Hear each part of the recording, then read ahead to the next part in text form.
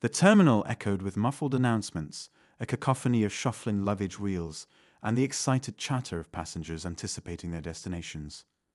Amidst this orchestrated chaos, all eyes were drawn to the regal figure of Colonel James Hartman, a retired black veteran who had served his country for over 2 decades. Tall, with a dignified bearing and a calm yet commanding presence, James walked through the bustling airport, his sharp uniform still a testament to years of honor and service. He wasn't just another passenger. To many who noticed him, he represented the kind of silent hero who ensured the freedom they now enjoyed. James wasn't one to demand attention, but his bronze star pin and neatly pressed jacket naturally drew admiration from those who respected his sacrifices. As James approached the boarding gate for Flight 347 bound for Dallas, he couldn't shake a strange sense of unease.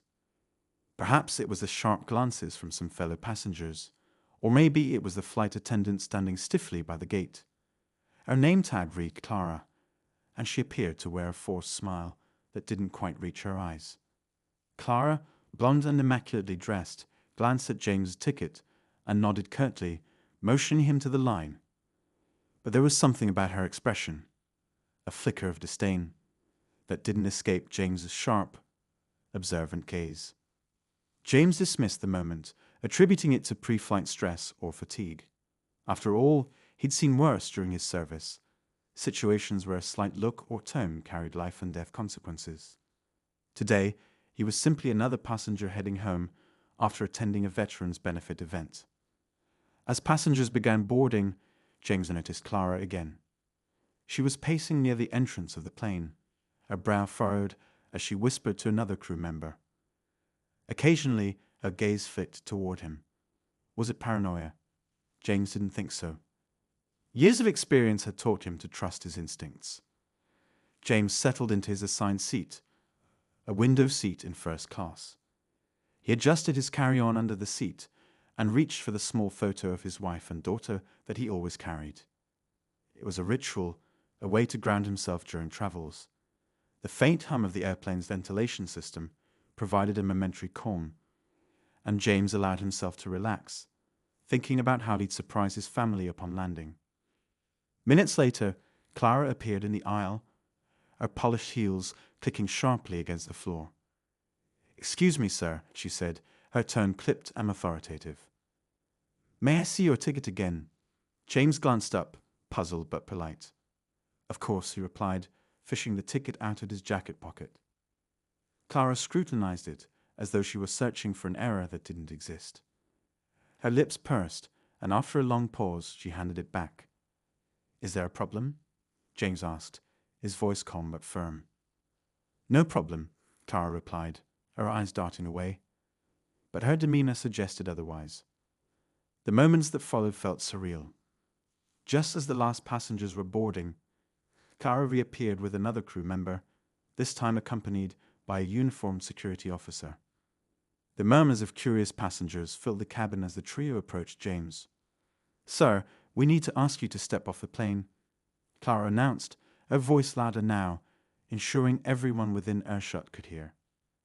James's brows furrowed in confusion. "Step off the plane? Why?" he asked, his voice still calm but tinged with disbelief. "We've had a report of suspicious behavior," Clara stated flatly, her words cutting through the cabin like a blade. The words hung in the air, their weight pressing down on James. Suspicious behavior?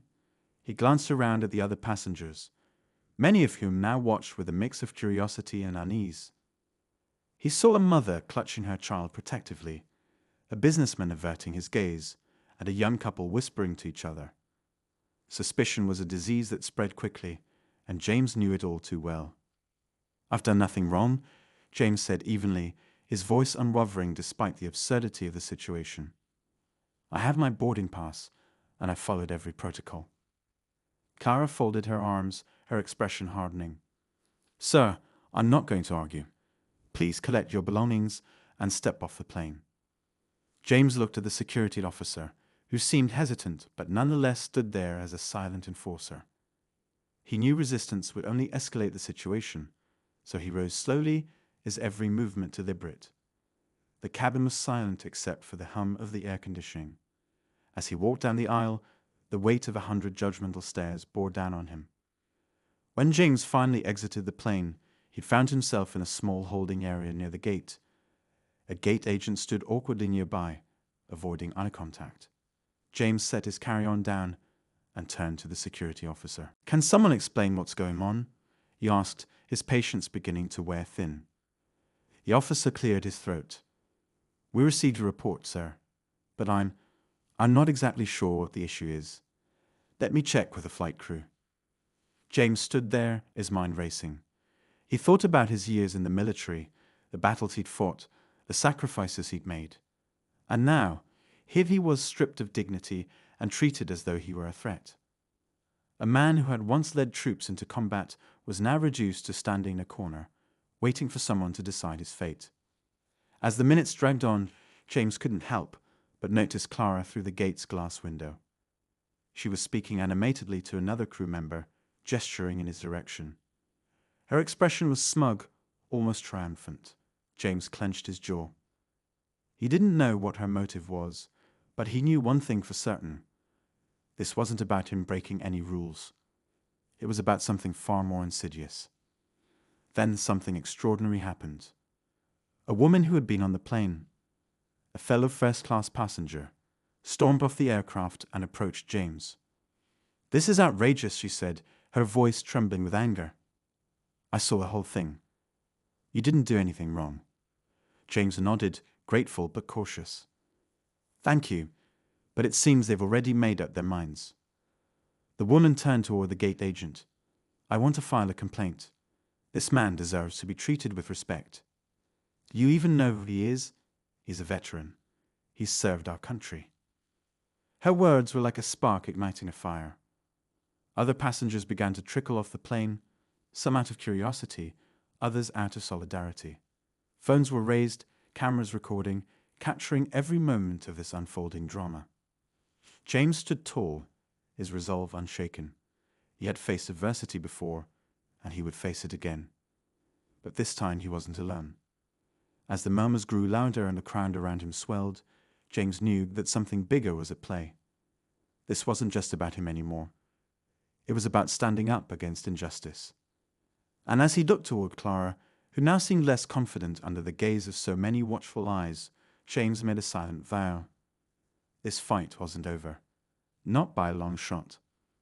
The crowd at the gate was growing, a mix of frustrated murmurs and curious whispers rippling through the passengers. James remained composed, his hands folded neatly in front of him as he stood in the middle of the commotion. Despite the mounting tension, he refused to let anger take control. Years of military service had taught him the value of patience and strategy, even in the face of blatant injustice. The woman who had come to his defense, a middle-aged schoolteacher named Karen Simmons, was now arguing heatedly with the gate agent. Her voice cut through the noise like a blade. "This isn't just about a seat on a plane. This man has done nothing wrong, and you're treating him like a criminal. You think you can get away with this because most people won't speak up, but you've picked the wrong crowd today." Several other passengers nodded in agreement, their voices adding to the chorus of dissent. One man in a business suit, who had been quietly filming the scene on his phone, finally spoke up. "I've been traveling for years, and I've seen some bad decisions by airlines, but this is something else. This feels personal." James appreciated their support, but he also felt a sense of unease. He knew all too well how these situations could escalate, and the last thing he wanted was for anyone else to get into trouble on his behalf. He raised a hand, his deep voice cutting through the din. "I appreciate everyone standing up for me," he said, his tone calm but firm. "But let's not turn this into chaos. We're better than that." The room quieted slightly, though the undercurrent of anger and frustration was still palpable. Karen turned to James, her eyes blazing with determination. "This isn't chaos. This is accountability. They can't just pull this nonsense and expect us to roll over." Clara, who had been watching the scene unfold from a distance, finally stepped forward. Her face was tight with irritation, but there was a flicker of uncertainty in her eyes. She cleared her throat. "Sir, I need you to leave the gate area immediately."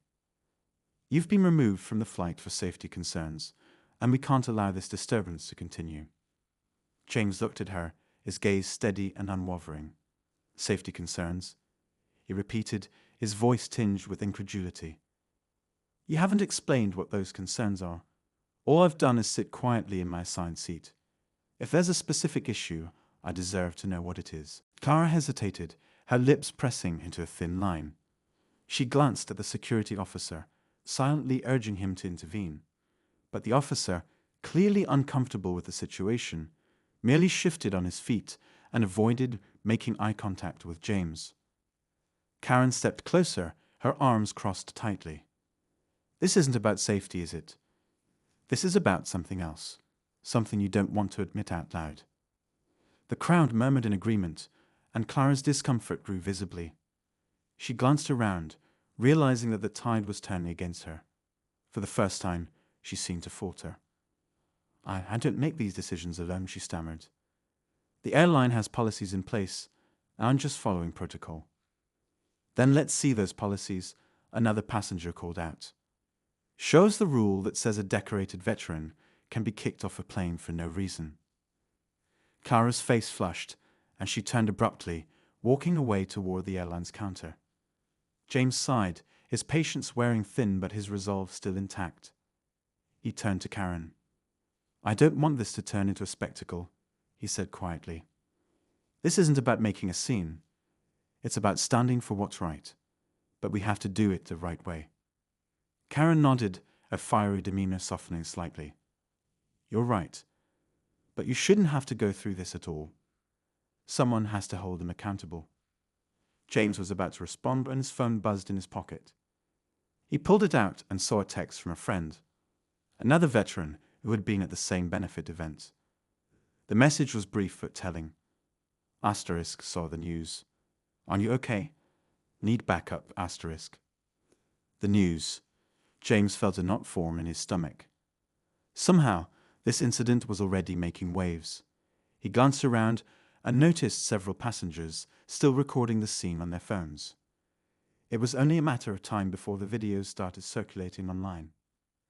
Clara returned a few minutes later, flanked by another airline employee, a man in his 40s with a name tag that read Greg, Supervisor.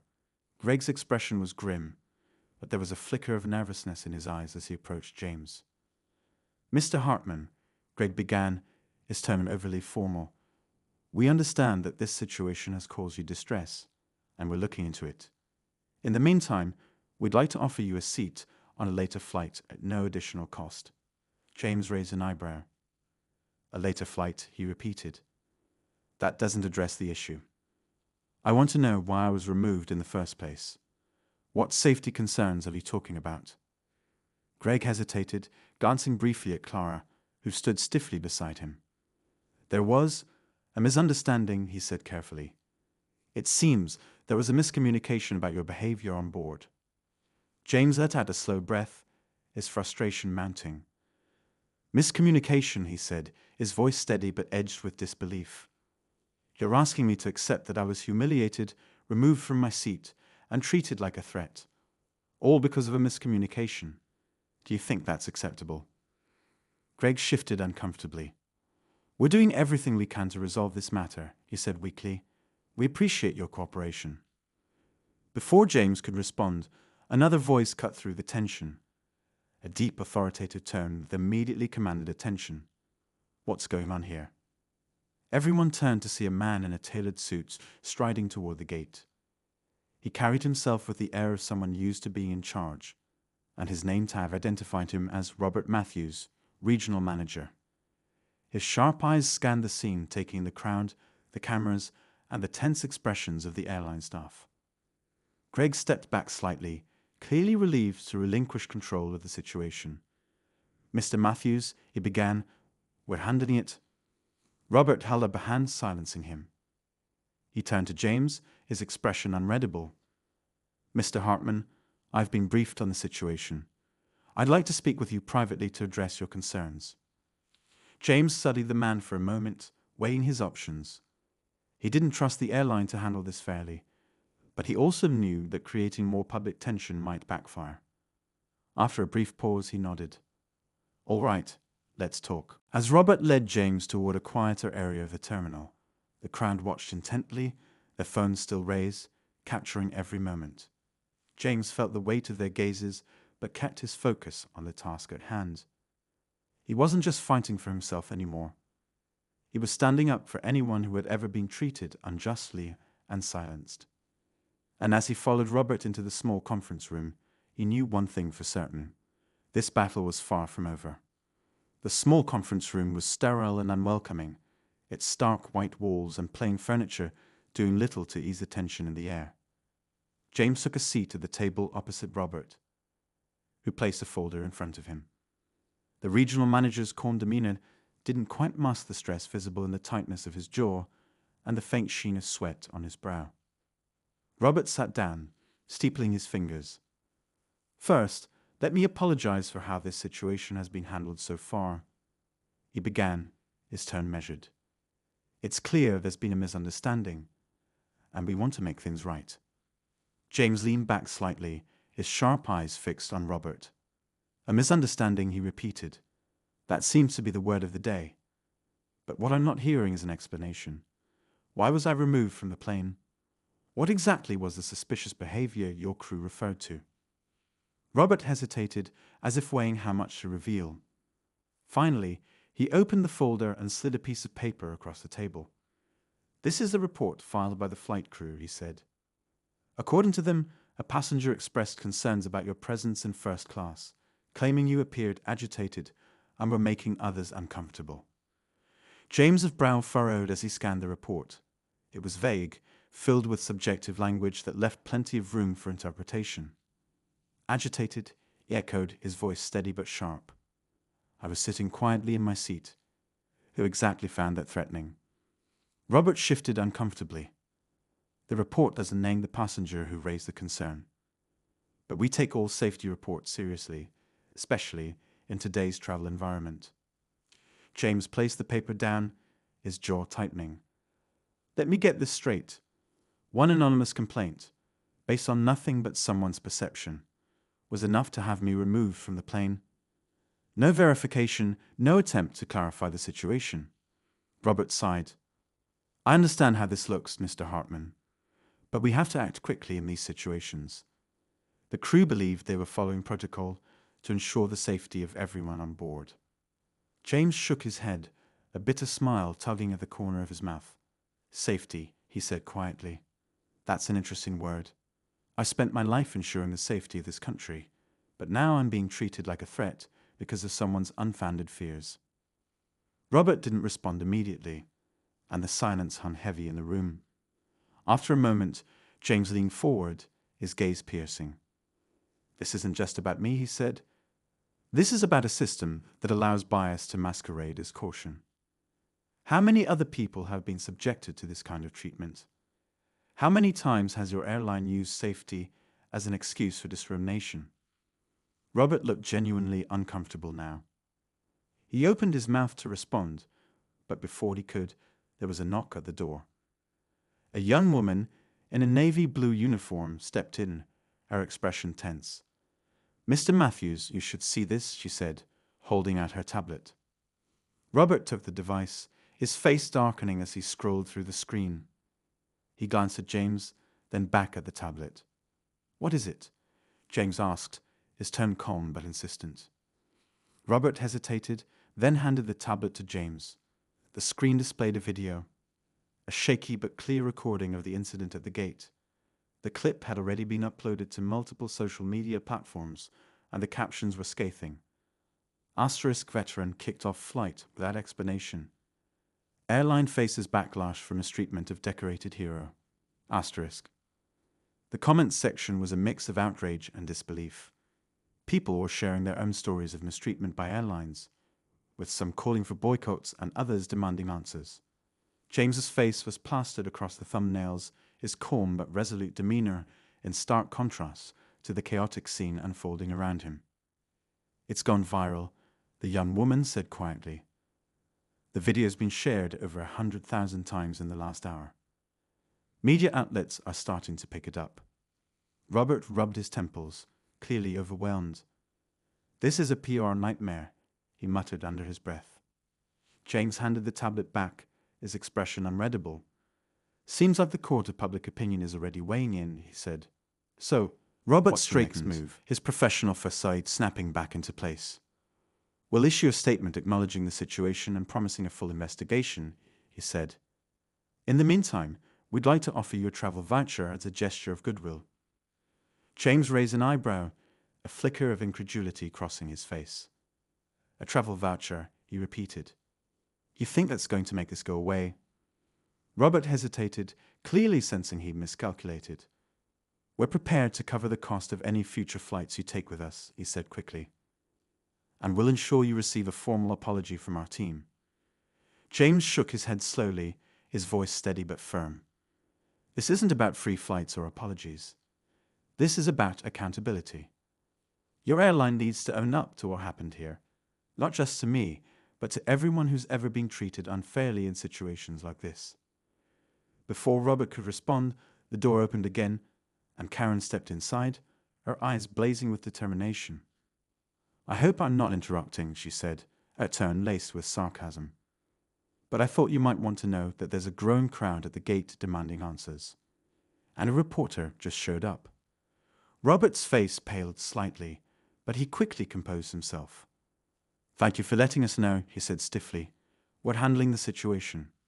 Karen turned to James, her expression softening. You don't have to go through this alone, she said. People are standing with you.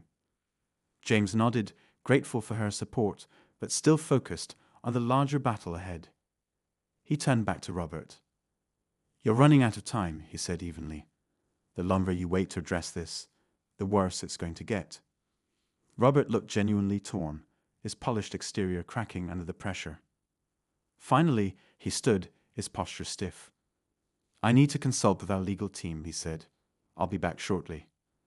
As Robert left the room, Karen took a seat beside James. You've got them on the ropes, she said with a small smile. They can't sweep this under the rug, not with the whole world watching. James nodded, but his expression remained serious. This isn't just about me, he said. If I can push them to change how they handle situations like this, maybe it'll make a difference for someone else down the line. Karen placed a hand on his arm, her voice gentle but firm. You're doing the right thing, she said, and you're not alone in this. James glanced at the tablet still sitting on the table, the viral video playing silently in the background. The faces of the people in the crowd, strangers who had stood up for him, flashed across the screen. He felt a surge of determination. This wasn't just his fight anymore. It was a fight for justice, dignity, and the hope that things could change. The minutes stretched on, each one more charged than the last as James and Karen waited in the conference room. Outside the door, muffled voices grew louder, the buzz of the gathering crowd spilling into the hallway. Karen leaned back in her chair, her arms crossed, her sharp gaze flicking to James. I can't believe they still think they can fix this with legal jargon and empty apologies, she muttered. James, ever calm, tapped his fingers lightly on the table, his thoughts a storm beneath his composed exterior. They're trying to manage the optics, he said. It's easier for them to pacify the situation than to address the root of the problem. But this time, I don't think that'll be enough. The door opened abruptly, and Robert stepped in, his expression carefully neutral, but his eyes betraying the pressure he was under. Behind him was another man, dressed in a sharp suit and carrying a sleek briefcase. The man introduced himself as Daniel Price, the airline's legal counsel. His measured tone and polished demeanor immediately set a different tone. Mr. Hartman, Daniel began, pulling out a chair and sitting across from James.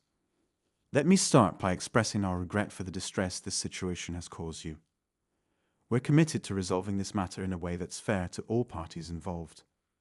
James tilted his head slightly, his eyes narrowing. Fair, he repeated. Fair would have been treating me with the same respect and dignity as any other passenger.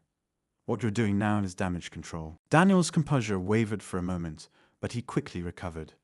We've reviewed the details of the incident, and while there were clearly lapses in communication, we want to assure you that there was no intent to discriminate. Karen let out a sharp laugh, shaking her head. Intent doesn't erase impact, she said.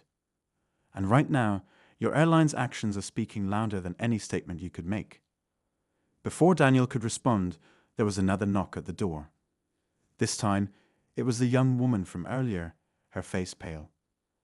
"Mr. Matthews, Mr. Price," she said nervously, "the crowd at the gate is growing, and the reporter is now live streaming. People are demanding answers." Robert rubbed his temples, clearly feeling the strain of the situation spiraling out of control.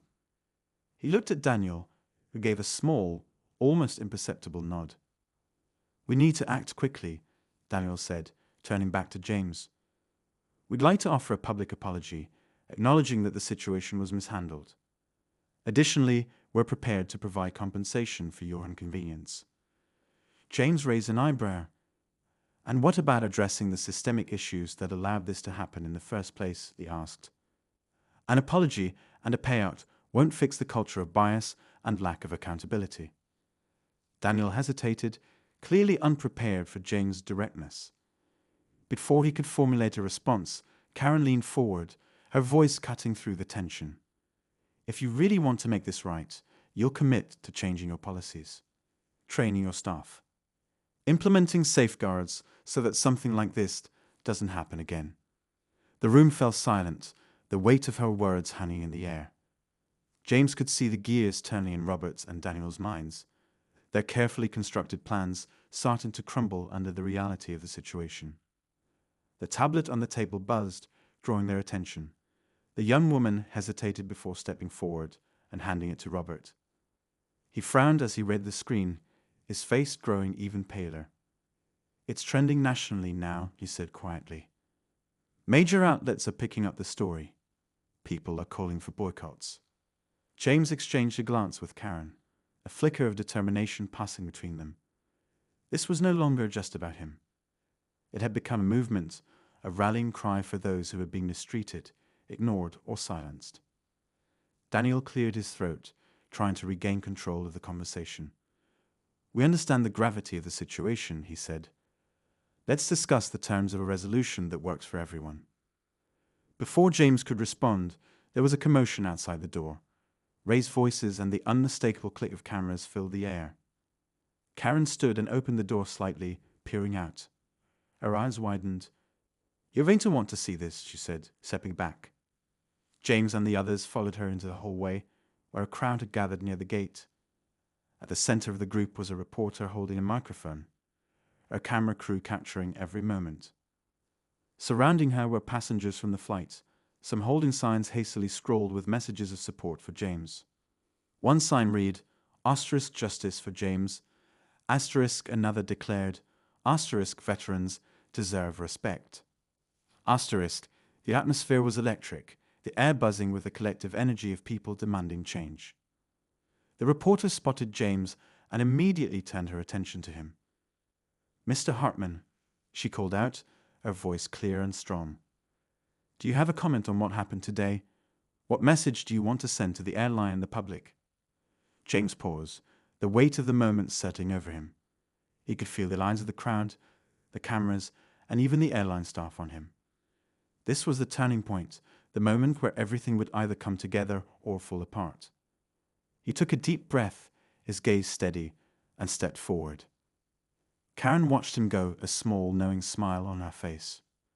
She could see the resolve in his posture, the quiet strength of a man who had faced far greater battles than this one.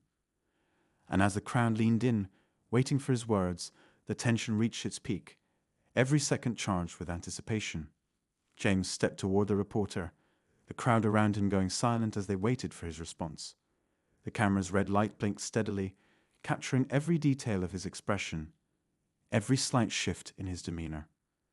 He hesitated for a moment, choosing his words carefully. "This isn't just about me," he began, his voice calm but filled with conviction. "This is about how we treat each other, about accountability and fairness. I didn't serve this country to come home and be treated like I didn't belong. No one should be made to feel that way." The crowd erupted into cheers, their voices echoing through the terminal. The reporter, clearly thrilled with the statement, pressed forward. "Mr. Hartman, Do you believe this incident reflects a larger issue with the airline industry? What do you hope to achieve with all this attention? James glanced at Karen, who nodded in silent encouragement. He turned back to the camera. I think this goes beyond just one airline, he said. It's about the systems and attitudes that allow situations like this to happen. What I want is simple. Change. Real, meaningful change that ensures no one else has to go through what I did. As the crowd cheered again, James noticed movement out of the corner of his eye. A man in a pilot's uniform was approaching, his expression tense but determined. The name tag on his chest read * Captain Edward Hayes *. He stopped a few feet away, glancing at the crowd before addressing James directly. Mr. Hartman, the captain said, his voice steady but low enough to avoid drawing too much attention. Can we talk privately for a moment? Karen immediately stepped forward, her protective instincts kicking in. Anything you have to say to him, you can say here, she said firmly. The captain hesitated, then nodded. All right. I'm here to apologize, he said, his tone genuine. I've just reviewed the reports from the crew, and I can see now that this situation was mishandled from the start. I wasn't on that flight, but as a senior member of this airline, I take responsibility for what happened. James studied the man, noting the sincerity in his eyes. Acknowledging the mistake is a start, he said. But an apology isn't enough. What are you going to do to ensure this doesn't happen again? The captain glanced around at the growing crowd, clearly aware of the mounting pressure. I've already contacted upper management to recommend an immediate review of our protocols, he said. This isn't the first time I've seen bias affect decisions in the air. It's a systemic problem, and it needs to be addressed. Before James could respond, there was a sudden commotion at the edge of the crowd. A woman stepped forward, her face pale and eyes wide with guilt. She looked vaguely familiar, and James realized with a start that she was one of the passengers from first class, the one who had been sitting a few rows behind him. I need to say something, the woman said, her voice trembling. I was the one who made the complaint.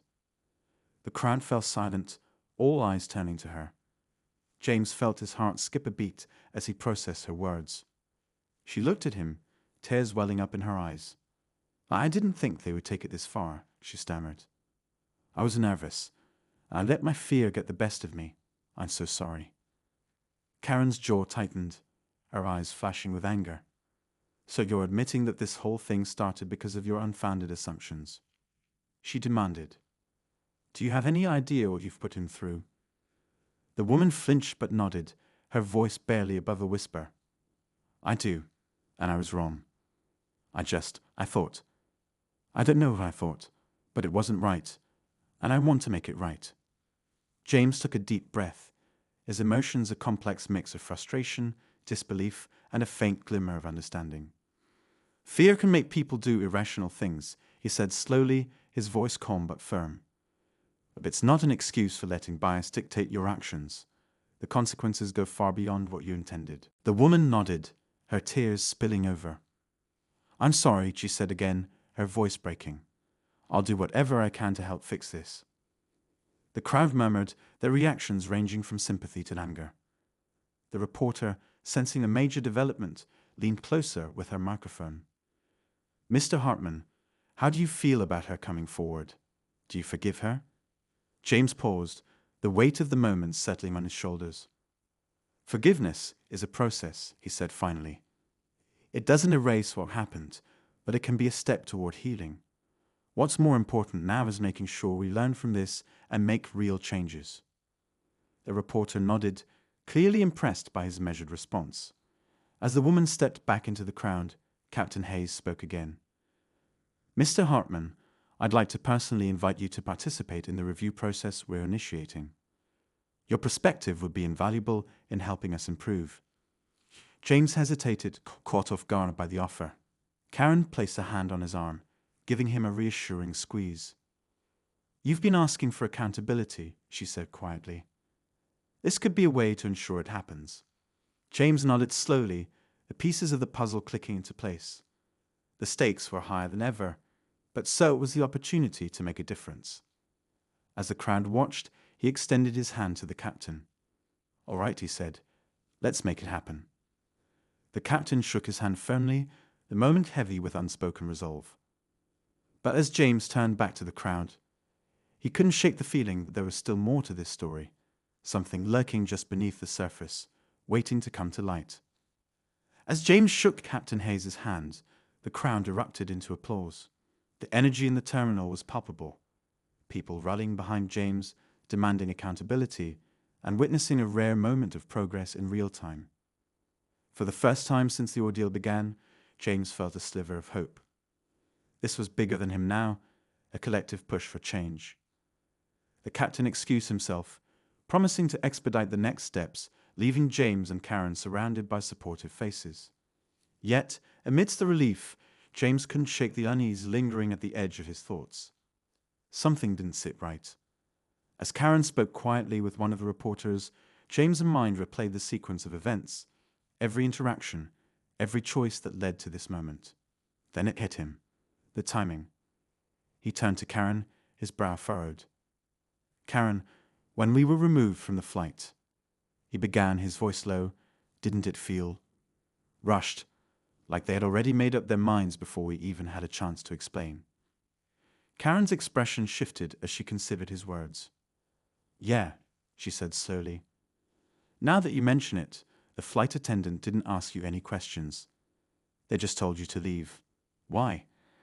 Before James could respond, a commotion erupted near the airline's customer service desk. A man in a sharp suit was arguing with one of the airline representatives, his voice rising above the din. James recognized him immediately. He was one of the passengers from first class, seated 2 rows ahead of him. Karen nudged him. "Isn't that the guy who kept glancing at you during the flight?" she asked. "The one who seemed nervous."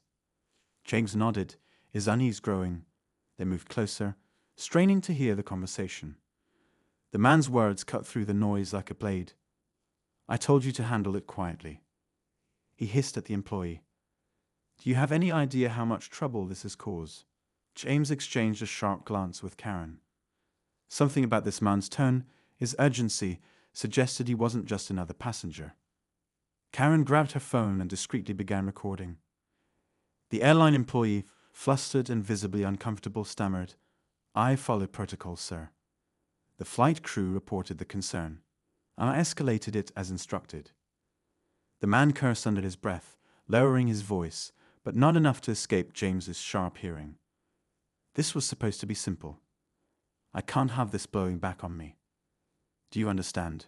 If anyone finds out." James stepped forward, his voice cutting through the tension. "Finds out what?"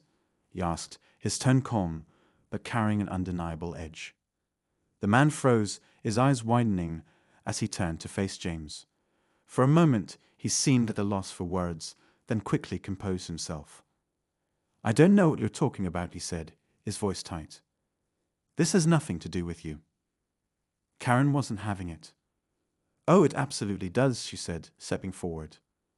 "You've been acting suspicious since we got on that plane. What are you hiding?" The man's face flushed, his carefully constructed mask slipping. "This is a private matter," he snapped. "Stay out of it." James crossed his arms, his calm gaze unwavering. "I think you owe us an explanation," he said. "Especially considering all this started because of a suspicious passenger complaint. Or was that just a convenient excuse?" The man's silence spoke volumes, and the crowd, sensing another layer to the story, began to gather around. Whispers rippled through the terminal as people pieced together the implications. Finally, under the weight of dozens of eyes on Karen's recording phone, the man crumbled. "Fine," he muttered. "I made the report, but it wasn't personal. It was a precaution. I saw you in first class, and I thought you might be a risk." James's jaw tightened, anger simmering just beneath the surface. "A risk," he repeated. "Because I didn't fit your idea of who belongs in first class. Because of how I look?" The man looked down, unable to meet James's gaze. "It wasn't like that," he said weakly. I work for a private security firm. We've been trained to spot potential threats. And I thought." "You thought wrong," James said, his voice low but carrying the weight of his indignation. "And because of your snap judgment, I was humiliated, removed from a flight, and dragged through this entire ordeal. You weaponized your bias under the guise of security. The crowd's murmurs grew louder, their disapproval clear. Karen stepped forward, her voice sharp. You don't get to hide behind your training to justify this, she said. Your actions have consequences, and they didn't just disappear because you didn't mean it. The man, visibly shaken, muttered something about needing to leave and pushed his way through the crowd. As he disappeared into the terminal, the energy around James shifted. People began applauding, their voices rising in support. Karen turned off her recording and looked at James, her eyes alight with a mixture of triumph and exhaustion. We got the truth, she said. Now what? James took a deep breath, the weight of the day settling over him. Now, he said, his voice steady, we make sure it doesn't happen again. Later, as the airline issued a public statement promising a full investigation and immediate policy changes, James couldn't help but reflect on how close the truth had been to slipping through the cracks. It wasn't just about him anymore. It was about everyone who'd ever been judged unfairly, everyone who'd ever been silenced. And as he walked out of the terminal, the cheers of the crowd still ringing in his ears, he knew this was just the beginning of something bigger.